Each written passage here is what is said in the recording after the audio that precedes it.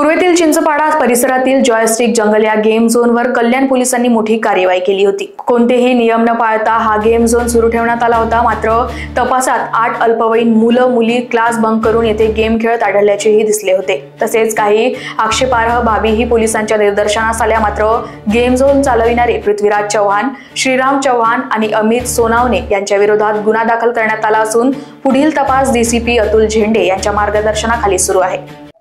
Kolshewadi police station हद्दीमधली सदरचा हा प्रकार आहे। चिंचपाडा रोडला त्या ठिकाणी एक जॉयस्टिक जंगल म्हणून एक गेमिंग झोन चालू असण्याबाबतची माहिती आमचे पोलीस स्टेशनचे सिनियर पी आणि त्यांचे क्राईम पी यांना मिळाली होती। त्या अनुषंगाने काल त्यांनी दुपारी त्या ठिकाणी जाऊन छापा मारला असता त्या गेमिंग झोन मध्ये आपल्याला काही आक्षेपार्ह गोष्टी त्या ठिकाणी आढळून आल्या आणि त्या ठिकाणी 8 अल्पवयीन मुलं मुली सुद्धा त्या गेमिंग झोन मध्ये तिथं मिळून आपल्याला आले।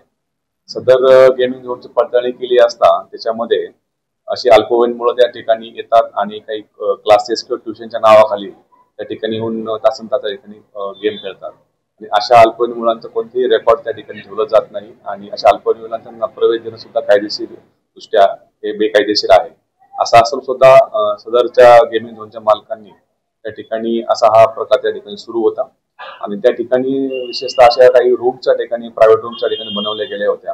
अशा ठिकाणी कोणतीही व्हेंटिलेशनची व्यवस्था नाही, कोणत्याही त्या ठिकाणी सीसीटीव्ही लावलेले नाही आणि कोणतीही सुरक्षेच्या व्यवस्थेचे कोणतेही त्या ठिकाणी उपाययोजना देखील केलेल्या नसल्याचे आमच्या टीमच्या लक्षात आल्याने त्या सदर जॉयस्टिक जंगल या मालक आणि ते चालवणारे यांच्या विरोधामध्ये BNS सेक्शन 125 3.5 त्याच्याबरोबर बॉम्बे पोलीस ऍक्ट 131 133 प्रमाणे त्या तिघांच्या वरती गुन्हा दाखल केलेला आहे। तिन्ही आरोपींना सदर गुन्ह्यामध्ये आम्ही अटक केलेली आहे आणि त्या गुन्ह्यामध्ये आपण अधिक तपास करत आहोत।